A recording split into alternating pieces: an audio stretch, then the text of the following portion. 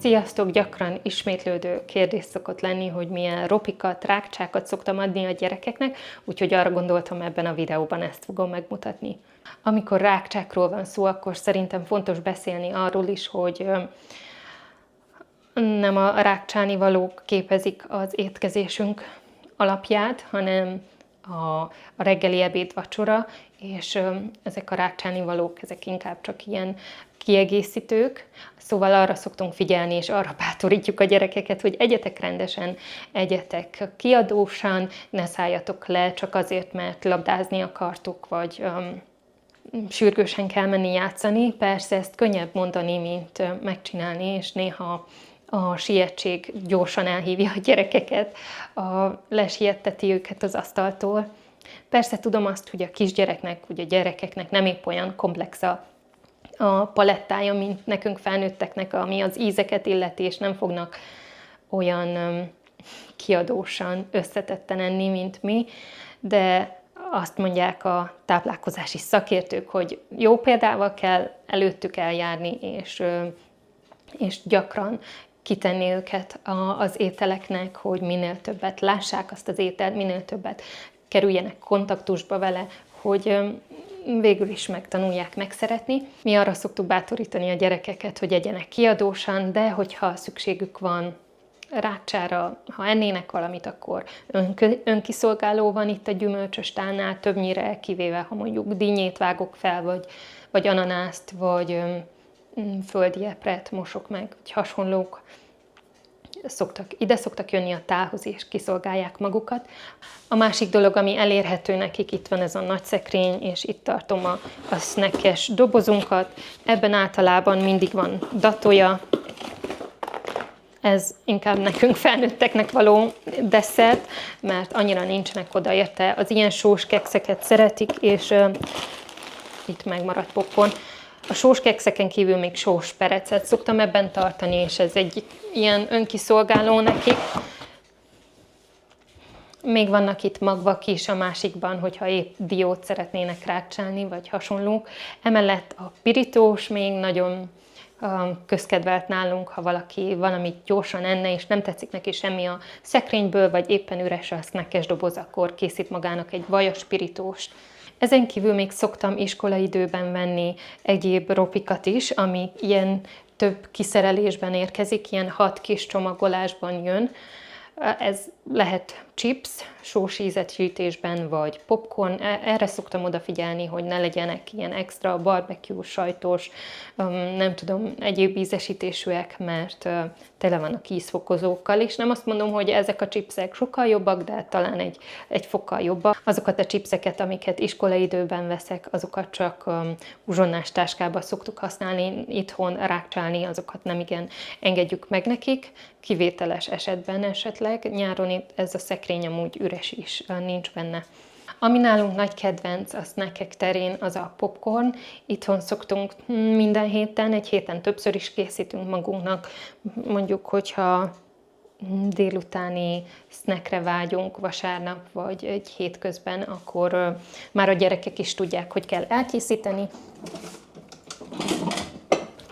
Van egy ilyen szilikonos popcorn készítőnk, ez mikróban készül, aki talán nem szeretne mikrót használni, megértem. Úgy tapasztaltam, hogy amikor főzőlapon készítem a popcornt, akkor sokkal keményebb lesz, így a mikrohullámú sütőben lesz a legpuhább és a legfinomabb. A popcorn szemekből körülbelül egy fél csészényét szoktam beletenni.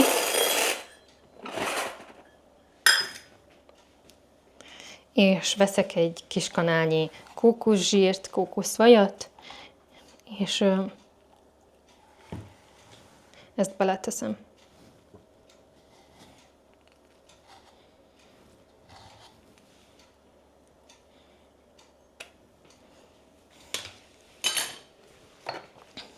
Mielőtt pedig beteszem a mikrohullámsütőbe, egy kicsit sózom is.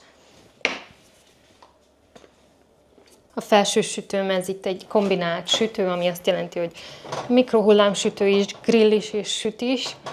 Ezért nekem 5 percet kell, úgy tapasztaltam, adni a popcornnak. Tudom, minden sütő más, ott van Erdélyben a klasszikus mikrohullámsütőmben 3 perc alatt készül el, ugyanúgy, mint itt a pattogtatott kukorica, itt pedig 5 perc, szóval tapasztaljátok ti is ki a mikrohullámsütőtöket. Ezt a szilikonformát szerintem online több helyen is meg lehet kapni. Én annak idején, talán 8 éve vettem Amazonról, és még azóta bírja. A pattogatott kukorica amúgy a ropik közül az egyik legegészségesebb alternatíva tud lenni, mert nagyon magas a rosttartalma és teljes kiörlésű gabona, megesszük úgy, ahogy van, és viszonylag kevés a kalóriatartalma is. Akkor tud nagyon nem egészséges lenni, ha lucsog az olajtól, vagy a zsírtól, vagy az ízesített poroktól, vagy a karamellától, de mi általában így szoktuk enni. Sózzuk, még utána megsózom, és nem lucsog a zsírtól sem. Ha valami édességre vágyunk, akkor néha-néha megszórjuk porcukorral és fahéjjal, a gyerekek oda vannak érte, az nagyon ritkán van, legtöbbször csak sós ízesítésű, és nálunk nagy kedvenc.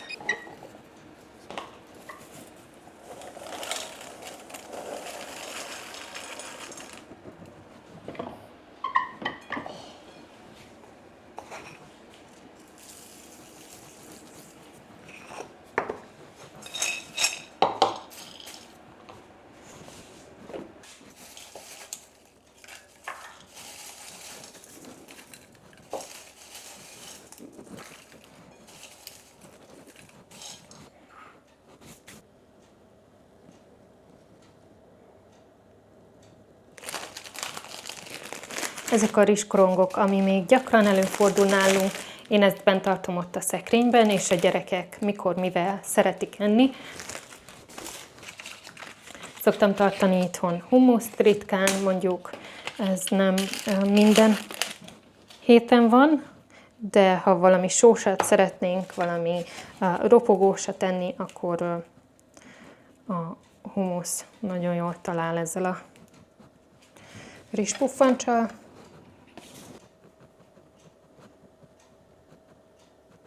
Ha a rizspuffancsot édes változatban szeretnénk, akkor szoktam készíteni egy ilyen kakaós csúrt is rá. Lehetne csokit is olvasztani, de ha mondjuk épp nincs itthon csoki, vagy nem tudom, valahogy ez egyszerűbbnek tűnik, pedig 3 összetevőt kell összekavarni, nem tudom miért tűnik egyszerűbbnek, végül is csokit olvasztani lehet, hogy egyszerűbb. Itt van egy kis kanálnyi kókuszsírom, ebbe teszek egy kis kanálnyi mézet.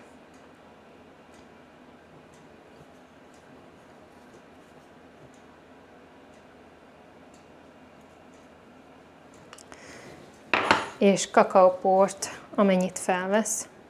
Úgy egy kis kanálnyival kezdem. 2.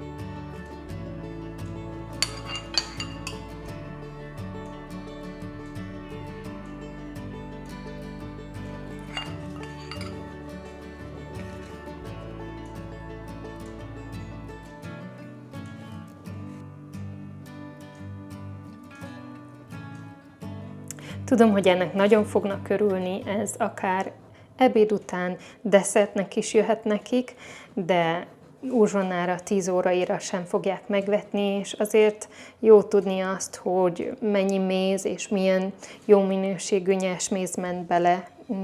Nem szoktam itthon nutellát tartani, és ennek nagyon szoktak örülni. Egy másik nagyon gyakran előforduló nasolnivaló nálunk, ez az almaszószos muffin, ezt már mutattam nektek, ha jól emlékszem. Azért szeretem, mert egy kicsit brownie-ra hasonlító állaga van, szaftos, ragacsos a belseje, lehet használni hozzá többféle gyümölcspürét is, én most banánt is használtam hozzá, és almát is, lehet körtével is, vagy még szilvával is működne szerintem. De ez az a muffin, amihez visszatérek újra és újra. Úgy gondolom, hogy minden háziasszonynak van egy ilyen jól bevált muffin receptje, amit elővesz újra és újra. Amúgy ezt a muffint én melegen szeretem fogyasztani, amikor még a csoki olvad benne, és szerintem így melegen az ízek még erőteljesebbek a muffinban, mint mikor úgy kihűl.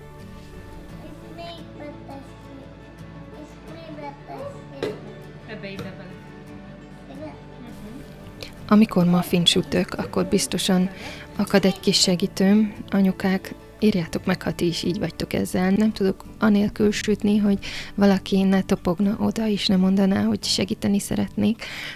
Ilyenkor nyáron kicsit még jobban igyekszek lelassulni és engedni nekik, hogy segítkezzenek. De ez azzal is jár, hogy lassabban haladunk.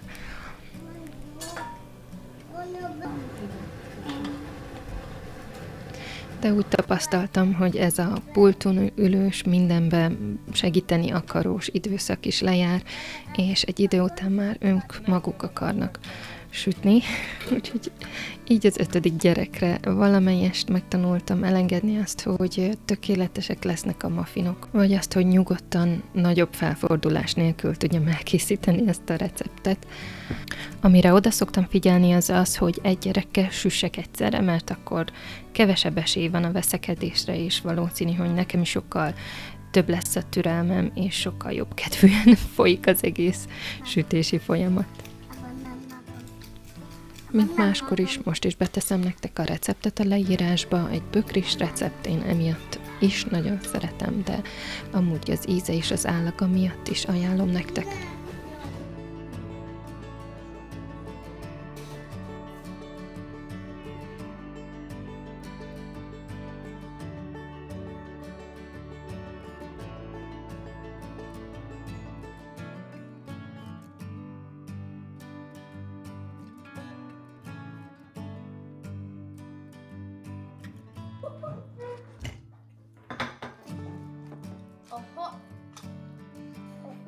The hottest of the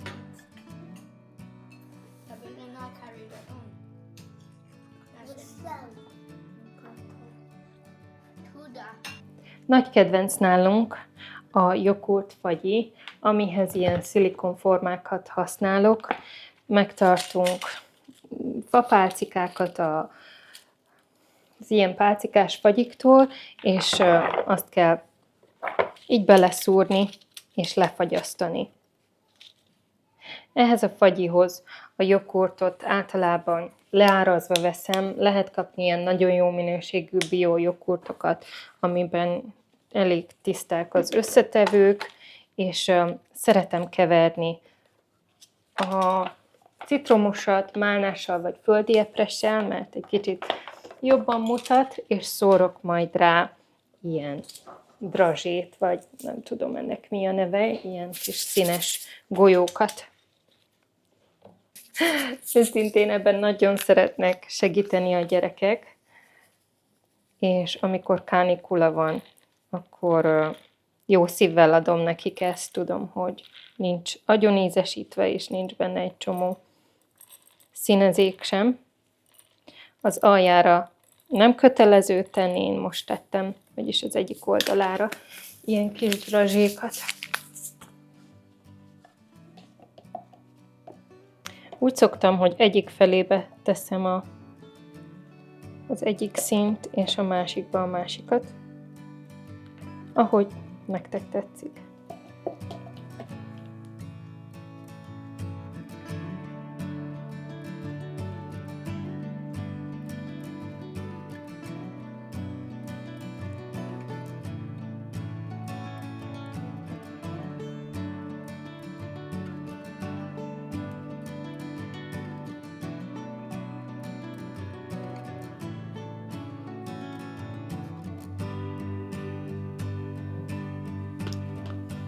Helyenként, ahol nincs benne elég, ott még teszek.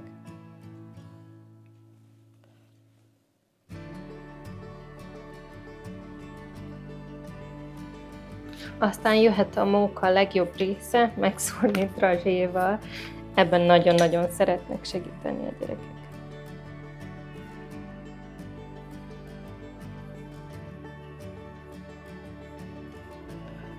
Használtunk már ide szárított epret is, szárított málnát, gyümölcsökkel is meg lehet, vagy csokival, reszelt csokival, amit a szívetek óhajt. Ha ezzel meg vagyok, a következő kihívás, hogy egyenes helyet kapjak a fagyasztómban ezeknek a szilikonformáknak, és egy olyan 5-6 óra múlva már szerintem ki lehet őket venni a formából.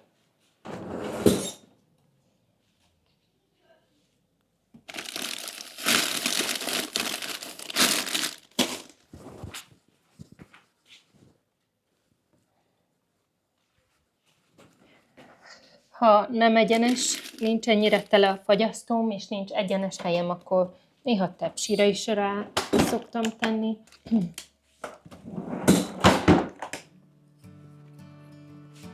Megfagytak. A délután sürgősségi hiszti elhárítás történt, ezért hiányzik egy, úgyhogy biztos vagyok benne, hogy meg van fagyva.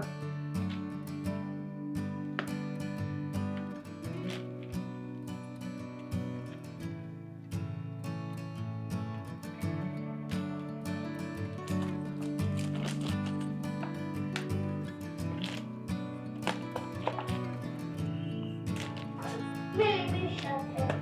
Not all.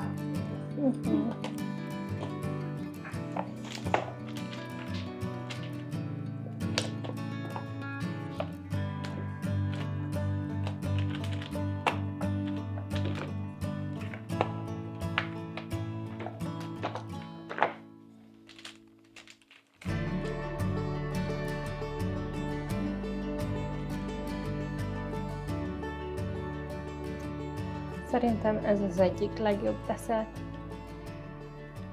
A következő receptet online láttam, és nagyon megtetszett. Mi nagyon szeretjük a mogyoróvajat, nagyon szeretjük a keserű csokit, a datóját, a magvakat, úgyhogy szinte biztos vagyok benne, hogy ezt a nasolnivalót is nagyon fogjuk szeretni. Lesz benne datója egy rétegben, aztán teszek rá majd mogyoróvajat, mandulát aprítok és leöntöm olvasztott csokival. Nekem nagyon megtetszett a recept, remélem, hogy nektek is.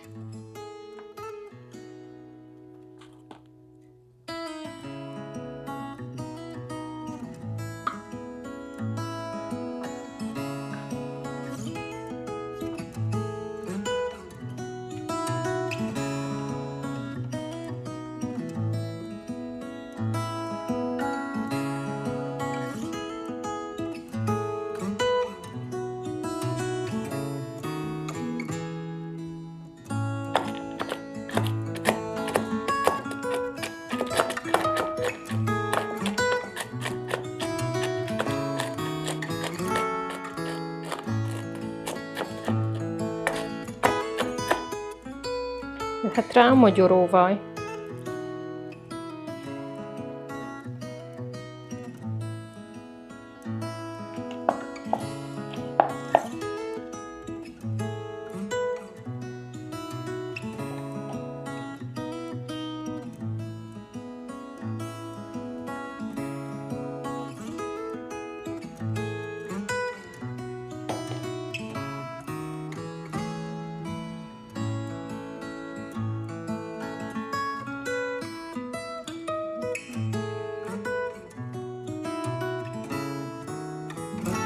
Most jöhet a mandula. Lehet, hogy egy kicsit sokat vágtam ide.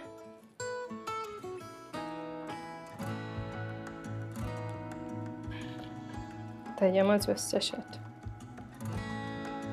Teszem az összeset. Hát, ha nem rontja el. Vagy mégsem. Ennyi elég lesz. Aztán jöhet rá az olvasztott csoki.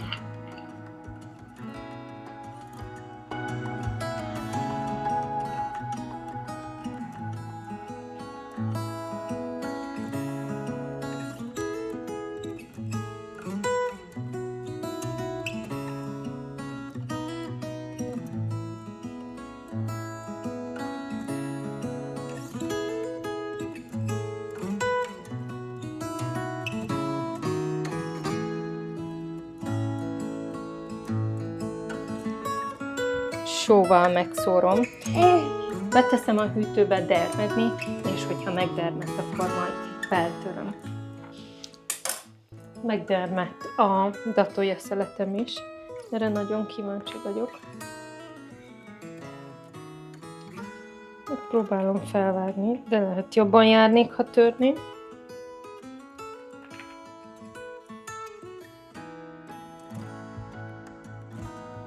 Ez nagyon finom. Tömény. Szerintem ebből egy kevés is elég.